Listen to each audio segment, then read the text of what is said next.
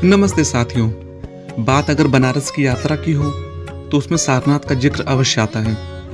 अगर आप बनारस जाएंगे और सारनाथ न जाएं ऐसा हो ही नहीं सकता। तो हम सब भी अपनी यात्रा के तीसरे दिन चल पड़े सारनाथ के लिए।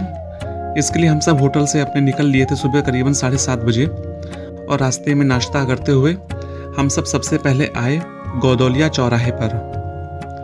गौदौलिया चौराहे से हम लोगों ने रिक्शा लिया और वो हमको ले गया उस टेम्पो स्टैंड तक जहाँ से हमें सारनाथ की टेम्पो मिलती है।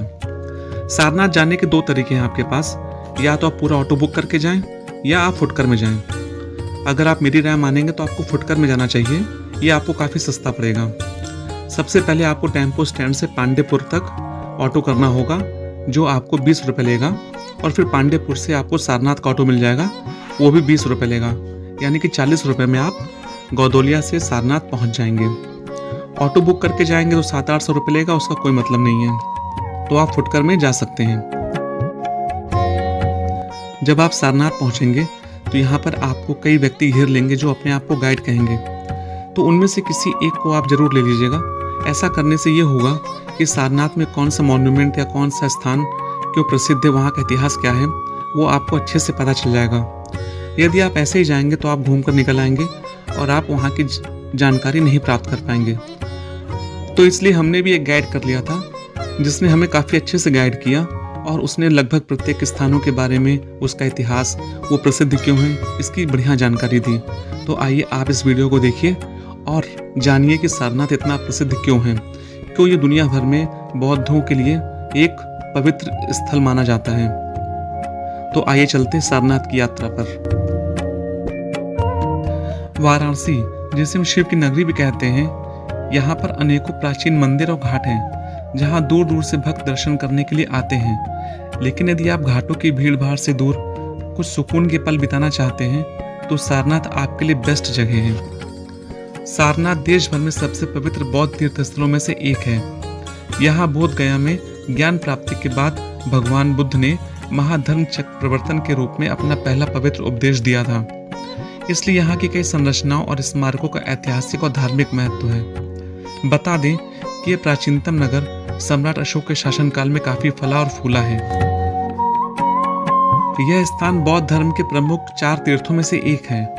अन्य 3 है लुम्बिनी, बोध गया और कुशीनगर। इसके साथ ही सारनाथ को जैन धर्म एवं हिंदू धर्म में भी महत्व प्राप्त है। जैन ग्रंथों में इसे सिंहपुर कहा गया है और माना जाता है कि जैन धर्म के 11वें तीर्थंकर श्रेयांसनाथ का जन्म यहाँ से थोड़ी दूरी पर हुआ था। यहाँ पर सारंगनाथ महादेव का ही मंदिर है जहाँ सावन के महीने में हिंदुओं का काफी बड़ा मेला लगता है। सारनाथ में अशोक का चतुर्मुख सिंह स्तंभ, भगवान बुद्ध का मंदिर, धामेक स्तूप, चौखंटी स्तूप, राजकीय संग्रहालय, जैन मंदिर, चीनी मंदिर, मूल गंध कुटी और नवीन विहार आदि दर्शनीय हैं। भारत का राष्ट्रीय चिन्ह यहीं के अशोक स्तंभ के मुकुट की द्रव्यमीय अनुकृति है। ये हमारे गाइड महोदय हैं जिन्होंने यहाँ के प्रसिद्ध स्थलों के बारे में हमें बढ़िया जानकारी दी, तो आप भी सुनिए। देखिए जो सामने उधर में वो धामेक स्तूप देख रहे हैं ना सर, जो ईंट का बनाया गया, उसके अंदर जाने के लिए 20 रुपीज टिकट लगता है गूगल पे, पेटीएम सर। अच्छा। गौतम बुद्ध जी ने उसी जगह पे पहला धर्म का अपना उपदेश दिया था सारनाथ में ही सर, जो कि 2300 साल पहले सर। जब उस समय 2300 साल पहले यहाँ पे उपदेश देने के लिए गौतम बुद्ध जी आए थे तो पूरी जंगल एरिया था सर। उस जंगल एरिया का नाम सर रखा गया था ऋषिपत्नम।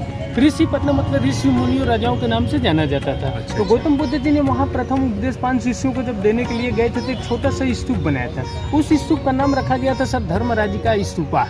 धर्मराजिका स्तूपा मतलब पहला धर्म का उपदेश दिए गौतम बुद्ध जी ने। 5 शिष्य का नाम आपको सर बता रहे हैं, जो कि 5 शिष्य का नाम आपका फर्स्ट जो आपका है सर कोंडरी है, सेकेंड वप्पा है, थर्ड भादिया है, चौथा महानामा है, 5वां सागी है। उपदेश देने के बाद सर यहाँ से चले गए तो कलिंगा के युद्ध के बाद राजा अशोक सम्राट के द्वारा वो धामेक स्तूप का सर निर्माण किया गया।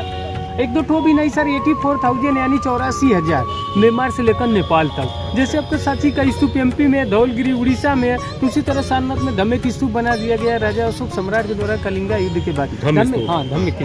धम्मिक स्तूप की जो हाइट है सर 103 फीट है और चौड़ाई सर 93 फीट है। सॉलिड पैक है, कोई दरवाजा कोई खिड़की नहीं है। जो कि गौतम बुद्ध के लोग तिब्बत, श्रीलंका, चाइना, बर्मा के लोग यहाँ पे आता तो 108 बारी उसी का परिक्रमा करता है सर।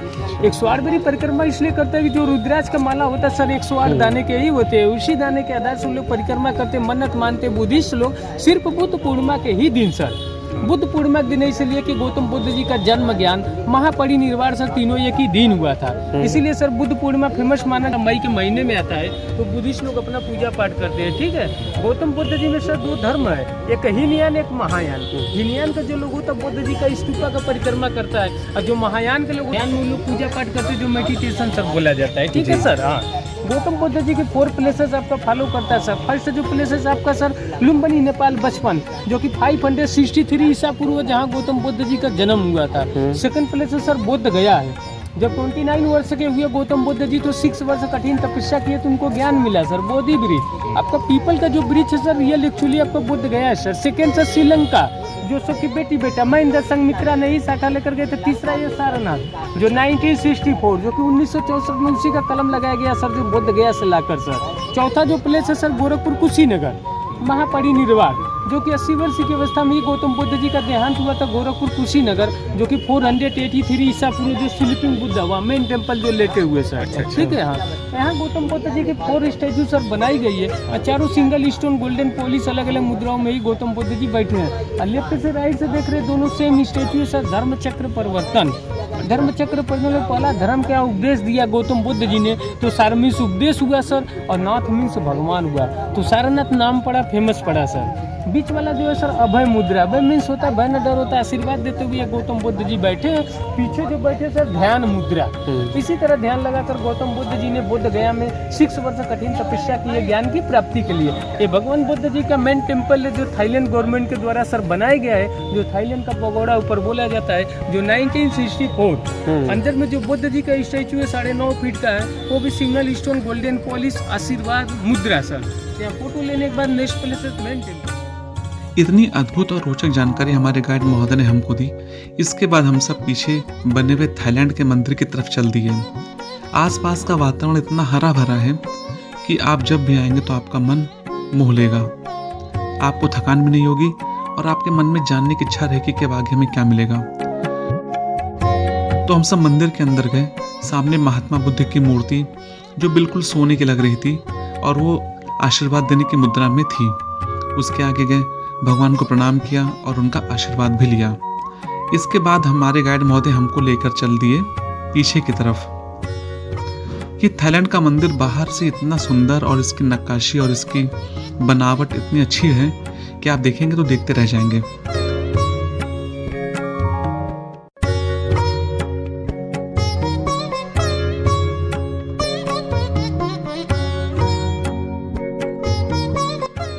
इसके बाद हम सब पहुंचे महात्मा बुद्ध के एक बहुत ही विशाल का स्टैचू के सामने, जिसके बारे में जानने की इच्छा हमारे मन में बढ़ गई थी, क्योंकि ऐसी मूर्ति हम लोगों ने अभी तक नहीं देखी थी। तो इसके बाद हमारे गाइड महोदय ने हम लोगों को सविस्तार इसके बारे में अच्छे से बताया। तो आइए देखते हैं उन्होंने क्या बताया। चलिए सुनते हैं। ये सब देख रहे हैं भगवान बुद्ध जी का जो स्टैचू है, ये अफगानिस्तान बॉबियान का कॉपी है सर, जो तालिबानों ने सर तोड़ दिया। अच्छा, वहाँ जो तोड़ा गया था 2000 के पहले सर तोड़ दिया गया था। वहाँ क्या था सर, कुछ सिंगल स्टोन एक ही पहाड़ काटकर पहाड़ में ही ज्वाइन किया गया था। उसी का भी ये कॉपी बनाया गया। 80 फीट 9 इंच है सर। 80 फीट 9 इंच इसलिए बनाया गया कि 80 वर्ष की अवस्था में ही गौतम बुद्ध जी का देहांत हुआ था गोरखपुर कुशीनगर सर।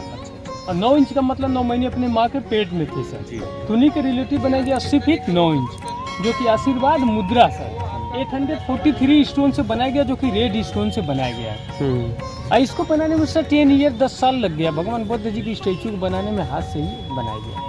2000 से लेकर 2010 तक बनाने में समय लगा। जो बनाने वाले जो वर्कर लोग विलेज एरिया गांव एरिया है सर, इधर गांव पूरा है, ग्रामीण इलाका है। सारनाथ के बाद पूरा आउट एरिया है सर। जो गांव के लोगों ने ही बनाया हाथ से। जो ग्रामीण जो बुनकर सोसाइटी का नाम आप लोग सुने होंगे, सब बनारसी जो सिल्क होता है सर, हैंडलूम, यहाँ 7000 वर्कर लोग बना के जमा करते गवर्नमेंट संस्था में सर। कोई टैक्स वाला GST नहीं रहता है। ऑलरेडी देखने को अच्छा रहता है सर, फोटो भी ले सकता है। हम लोग आप लोग को दिखाने के लिए सर 7,000 सैलरी मिलता है, 7,000 सर। अच्छा अच्छा। इसीलिए 50 रुपये वो भैया बोला है सर दिखाने बताने के लिए, ठीक है सर। तो भी यहाँ पे बना के यहाँ से क्या है कि बड़ बड़ व्यापार लोग ले जाता है सर, बनारस सदन में लोग टैक्स GST रखकर सेल करता है। यहाँ पे क्या है कि उसी रेट में आप लोग को देखने को मिलता है सर। तो गौतम बुद्ध जी का जो स्टैचू 16 मार्च 2011 जब ओपनिंग हुआ तो थाईलैंड के जो प्राइम मिनिस्टर थे सर वो भी आए थे यहाँ पे, उद्घाटन किए थे। बाकी 215 जो 215 जो वर्कर लोग बनाए थे गौतम बुद्ध जी की स्टैचू को, उन लोग यहाँ खड़े होकर सब उद्घाटन किए। अच्छा अच्छा। हाँ, तो गौतम बुद्ध जी की पावा के नीचे चारों प्लेसेस है, आपको दिखाएंगे। जी जी। हाँ, कुशीनगर का है जी। जो देहांत जहाँ हुआ था, तो वो भी है। पीछे लुम्बिनी बोध गया का। तो नेक्स्ट हम लोग चलेंगे सर नजदीक से, ये देखिए। सारनाथ एक ऐसी जगह है कि आप जब भी यहाँ पर आएंगे तो आपके महात्मा बुद्ध के जीवन से सीखने को बहुत कुछ मिलेगा। उनका जीवन दर्शन कमाल का है। और सारनाथ एक इतनी बड़ी जगह है कि अगर आप यहाँ आना चाहें तो आपको पूरा दिन लेकर आना पड़ेगा।